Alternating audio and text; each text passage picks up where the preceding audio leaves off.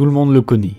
Il fut le plus grand et le plus luxueux paquebot de son époque, capable de transporter 2200 passagers d'un bout à l'autre de l'Atlantique, et réputé quasi insubmersible. Pourtant, il coula lors de son premier voyage, victime d'un iceberg dans l'Atlantique Nord. Son naufrage causa la mort d'environ 1500 personnes et eut un retentissement international. De nombreuses œuvres ont été faites autour de son histoire. Vous l'avez reconnu certainement, il s'agit du Titanic, qui sombra dans la nuit du 14 au 15 avril 1912 lors de son voyage inaugural. Mais je ne suis pas là pour vous parler du navire ou de son naufrage. D'autres l'ont déjà fait avant moi. Je vais vous évoquer une autre facette de l'histoire. Celle concernant la découverte de l'épave. Une histoire qui mêle scientifiques et militaires américains autour de 2 sous-marins nucléaires perdus corps et biens. Les détails de cette histoire sont restés classés secret défense jusqu'en 2008. Et ce n'est que 23 ans après la découverte de l'épave que la vérité a enfin éclaté.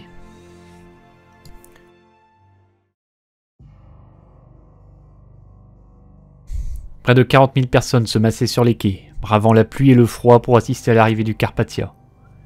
Ce modeste paquebot de la Cunard transportait habituellement des migrants, mais ce n'était pas le cas ce jour-là. Le Carpathia ramenait les survivants du Titanic, qui avait coulé 3 jours auparavant. Un à un, les canots du malheureux navire furent descendus dans le quai, qui devait accueillir le paquebot de la White Star. À peine la nouvelle du naufrage connue, des projets furent lancés pour retrouver l'épave. Les familles de plusieurs milliardaires décédés durant le naufrage, comme John Astor ou Benjamin Guggenheim, voulaient récupérer les dépouilles. Le fils de John Astor, Vincent, demanda à l'entreprise Merritt & Chapman de dynamiter l'épave pour y faire remonter les corps prisonniers en son sein. Mais plusieurs éléments entravèrent le projet. D'une part, les corps de nombreux passagers, dont celui d'Astor, furent récupérés par un navire affecté par la White Star peu de temps après le naufrage. D'autre part, la technologie de l'époque ne permettait pas de mettre en œuvre ce projet. Pour autant, ça ne dissuada pas certains de proposer des idées plus ou moins farfelues. En utilisant des électroaimants, avec de l'azote liquide, ou même en leur remplissant de vaseline ou de balles de ping-pong, afin de remonter l'épave. En 1980, le film Whale the Titanic montrait une expédition découvrir et renflouer le bateau, avant de le ramener triomphalement à New York. Le film a fait un flop à sa sortie en salle, et honnêtement en le voyant, je peux comprendre pourquoi. Précision importante, on était persuadé à l'époque que le Titanic avait coulé en un seul morceau. La plupart des témoignages de survivants mentionnaient cela, et seuls quelques rescapés affirmaient le contraire. Autre problème, l'épave restait introuvable. Les coordonnées données par l'équipage s'avérant erronées. On parle d'une erreur de 13 miles nautiques, soit 24 km. Et cette erreur allait entraver les nombreuses expéditions de recherche. Dans les années 80, le milliardaire Jack Grimm se lança à son tour dans la quête de l'épave. Grimm était un original, ce dernier ayant financé des expéditions pour trouver le monstre du Loch Ness, le Bigfoot, l'arche de Noé ou même essayer de prouver que la Terre était creuse. Plusieurs expéditions furent lancées en 1980, 1981 et 1983, mais sans résultat. Le mauvais temps, des problèmes matériels et des dégâts sur le magnétomètre qui devait détecter l'immense masse métallique de l'épave empêcha Grimm de trouver le navire. Néanmoins, l'excentrique milliardaire était persuadé d'avoir identifié une des hélices du Titanic. Mais aucune trace de cette dernière ne fut retrouvée par la suite. Par contre, le navire de Grimm était bel et bien passé au-dessus de l'épave lors de l'expédition de 1983, mais sans pouvoir la détecter. Face à cet échec, certains en venaient même à douter de la possibilité de trouver un jour le Titanic. En effet, en 1929, un séisme sous-marin au sud de l'île de Terre-Neuve avait provoqué un glissement de terrain qui détruisit 12 câbles sous-marins. Et certains pensaient que l'épave du Titanic avait également été détruite lors de cette catastrophe. Pour autant, l'épave n'avait pas disparu dans les sédiments de l'Atlantique. Et celui qui allait la découvrir allait bénéficier d'une aide assez inattendue. Mais pour comprendre tout cela, nous allons devoir nous intéresser au docteur Robert Ballard, à l'US Navy et à la guerre froide qui faisait rage entre les États-Unis et l'Union soviétique. Ballard était un océanographe, spécialisé dans la géologie sous-marine. Il participait aux premières études des cheminées hydrothermales au large des Galapagos, à l'étude de la dorsale médio-atlantique, et avait travaillé sur le développement de petits sous-marins télécommandés pour l'exploration des fonds marins et des épaves qui y reposaient. Mais une épave le fascinait, celle du Titanic. En 1977, il avait tenté de retrouver le paquebot avec l'un des navires de l'entreprise Alcoa, le Seaprobe. Ce navire était équipé d'un sonar et de caméras installées au bout du système de forage, ainsi que d'une griffe télécommandée pour remonter des objets. Mais le système de forage se brisa, envoyant plus de 2,8 millions de dollars de matériel au fond de l'Atlantique. Après cet échec, Ballard n'avait plus les moyens financiers, matériels et humains pour continuer à chercher le Titanic. Comment pouvait-il réussir là où les 3 expéditions d'un milliardaire avaient échoué? En demandant à quelqu'un qui avait encore plus de moyens que Jack Grimm. En demandant à l'US Navy. Au début des années 80, Ballard tenta sa chance auprès de la marine américaine, mais sans grand succès. Ballard m'a dit « Amiral, pourquoi vous ne me laisseriez pas aller chercher le Titanic? Imaginez ce sous-marin télécommandé descendre dans la salle de bal principale du Titanic. Ce serait formidable. » J'ai répondu « Absolument hors de question. » La Navy ne voulait pas entendre parler du Titanic. Elle avait d'autres priorités en tête. Et c'est là que Ballard eut une idée de génie. Il proposa d'utiliser son savoir-faire et sa technologie de recherche au profit de la Navy, afin de cartographier les fonds marins et de retrouver ce qu'ils avaient besoin. Et la marine américaine en avait justement besoin. Elle voulait que Ballard retourne visiter 2 tombeaux sous-marins, celui du Thresher et celui du Scorpion. Le Thresher et le Scorpion étaient 2 sous-marins d'attaque à propulsion nucléaire. Le premier avait disparu corps et biens le 12 avril 1963, lors de tests de plongée à 350 km au large du Cape Cod, près des côtes américaines. En juin 1964, la Navy avait retrouvé l'épave. L'enquête conclua que les valves chargées de la purge des ballasts du sous-marin avaient gelé, provoquant la rupture de plusieurs joints, l'inondation du sous-marin et l'arrêt du réacteur et des systèmes de propulsion. Le sous-marin était condamné à une lente descente vers les profondeurs jusqu'à son implosion finale, à cause de la pression de l'eau. Le USS Scorpion était également un sous-marin nucléaire d'attaque, mais plus petit et de conception un peu plus ancienne que le Thresher. En 1968, il fut chargé d'espionner les navires soviétiques présents près de l'archipel des Açores. Mais cette mission ne se passa pas comme prévu. Le 21 mai, le sous-marin disparut après avoir envoyé un message indiquant qu'il approchait d'un sous-marin et d'un destroyer soviétique. Les Américains lancèrent des recherches et l'épave du Scorpion fut finalement localisée en octobre 1968 à 3000 mètres de profondeur. Là aussi, la coque du sous-marin avait implosé à cause de la formidable pression qui régnait dans les profondeurs. Par contre, la cause du naufrage restait un mystère. Plusieurs théories sont évoquées. Un problème avec une torpille, une défaillance matérielle, voire même une attaque soviétique. Ces derniers auraient repéré et piégé le Scorpion avant de le torpiller. Néanmoins, il y a peu de preuves sur cette théorie, on est surtout sur des spéculations. La marine américaine continuait périodiquement à inspecter ces 2 épaves, d'une part pour contrôler le niveau de radiation, d'autre part afin de vérifier que les soviétiques ne tentaient pas de récupérer une partie de l'épave. Après tout, la CIA avait bien fait la même chose avec le sous-marin K-129 soviétique en 1974. Et c'est là que Ballard devait intervenir. Ce dernier avait fait son service militaire dans la Navy et était toujours officier de réserve. Il avait donc la confiance des autorités et l'habitude de travailler avec des militaires. Ballard accepta à une seule condition. Il voulait pouvoir utiliser l'équipement de la Navy pour chercher le Titanic.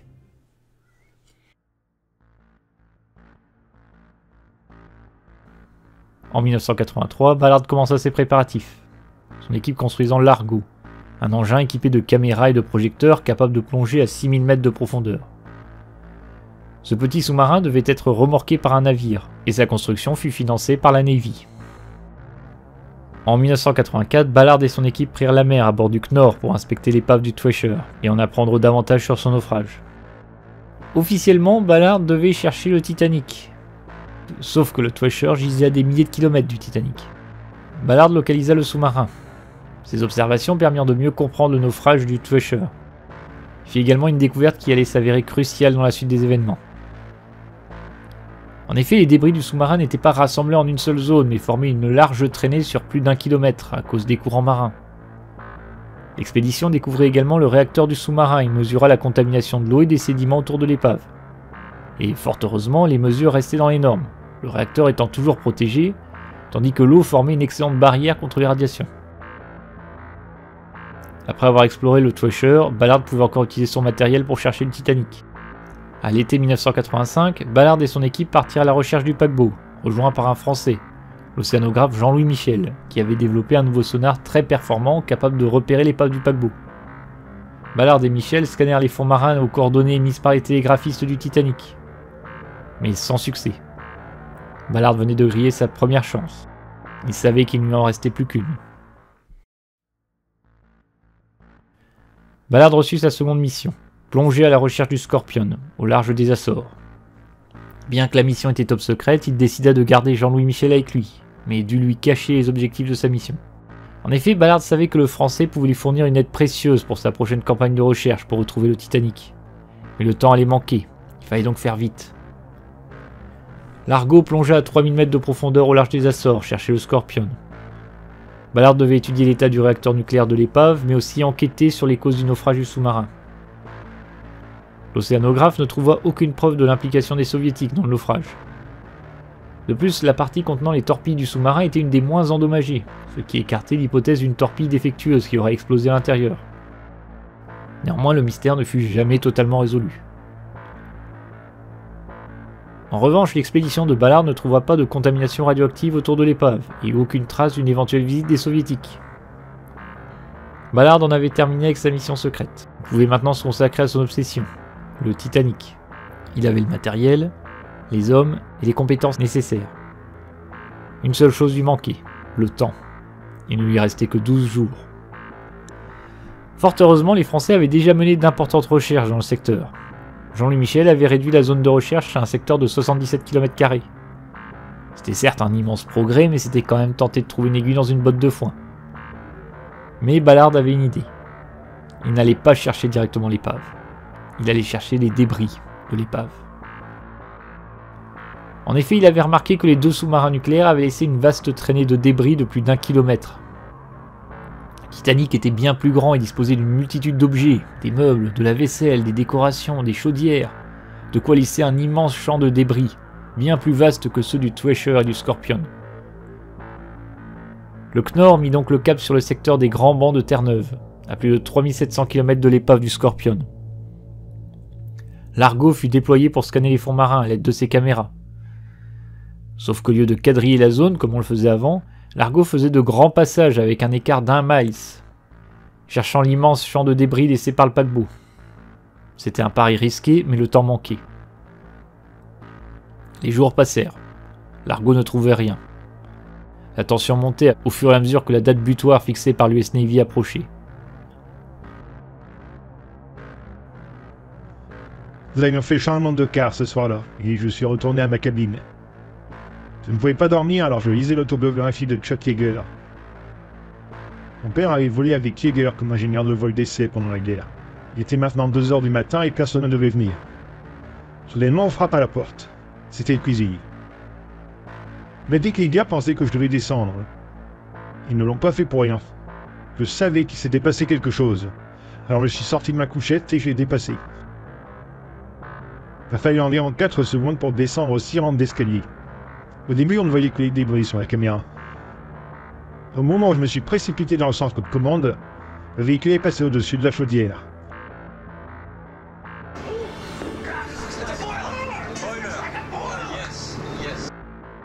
C'est à ce moment-là que quelqu'un fit une remarque innocente. Et elle coule dans 20 minutes. Le Titanic a coulé à 2 h 20 du matin. On était tous stoppés. C'était comme si quelqu'un venait d'allumer un interrupteur. Et l'ambiance devient soudainement très sombre. On était embarrassés par ce que l'on venait de célébrer.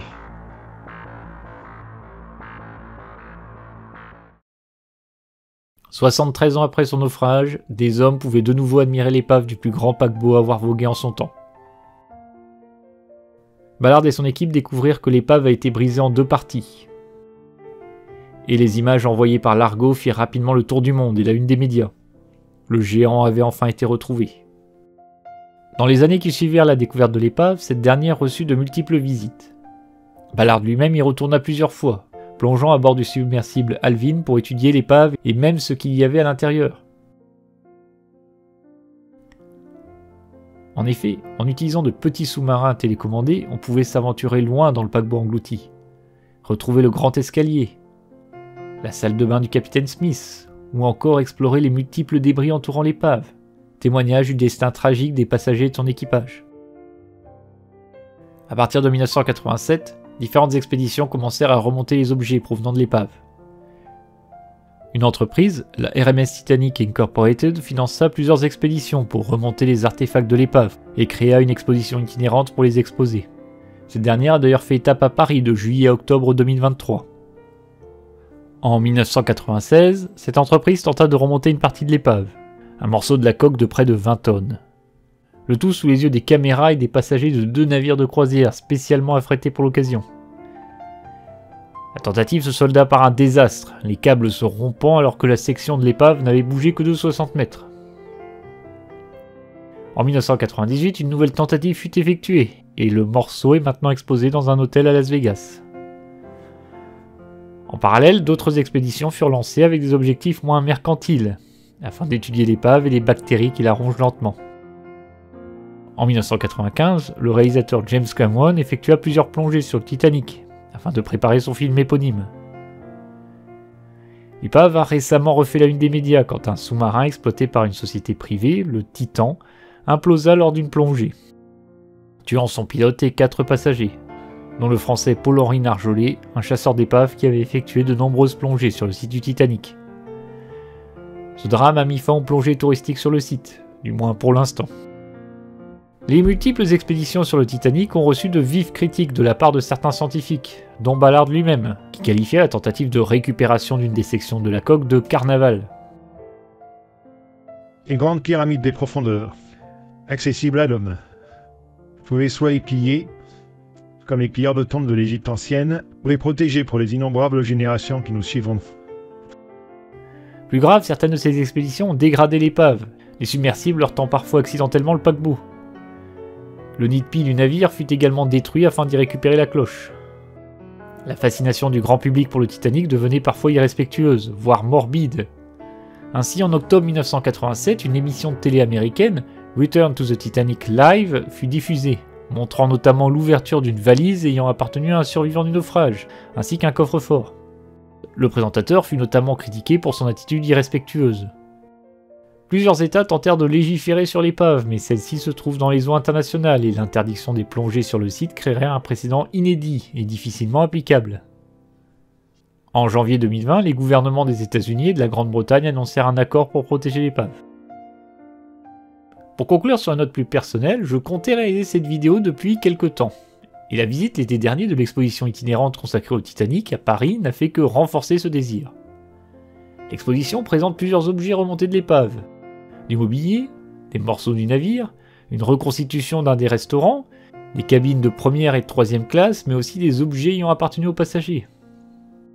Et pour revenir à la polémique que j'ai évoquée plus tôt, eh bien je suis heureux que ces objets aient été remontés et soient aujourd'hui visibles par le grand public. L'épave du Titanic est le théâtre d'un drame qui a coûté la vie à plus de 1500 personnes, mais aussi un site archéologique qui est en train de disparaître. En effet, l'épave est rongée par des bactéries et devrait disparaître totalement d'ici quelques dizaines d'années.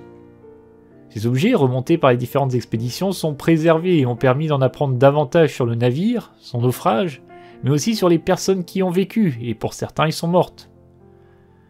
L'exposition rend aussi hommage aux victimes oubliées du naufrage, comme les soutiers et les chauffeurs qui restèrent à leur poste dans les chaudières jusqu'au bout, et dont bien peu survécurent au naufrage. Par contre, la frontière entre hommage et mercantilisme est parfois floue. Vendre des morceaux de charbon du Titanic ou exposer une partie de la coque à Las Vegas ne me semble guère en adéquation avec une quelconque volonté de préserver l'histoire et la mémoire des victimes. Voilà, n'hésitez pas à me donner votre avis, voire à en débattre en commentaire en dessous. Je vous ai également laissé quelques liens en description si vous souhaitez en apprendre davantage sur le Titanic. Cette vidéo est maintenant terminée, merci de l'avoir regardée, j'espère qu'elle vous aura plu. Si vous avez des questions, n'hésitez pas à les laisser en commentaire. N'hésitez pas également à vous abonner et à activer la cloche afin d'avoir des notifications, car je ne peux sortir que 3 ou 4 vidéos par an, ce qui n'aide pas l'algorithme YouTube à me mettre en valeur. On se retrouve la prochaine fois, d'ici là portez-vous bien et à bientôt.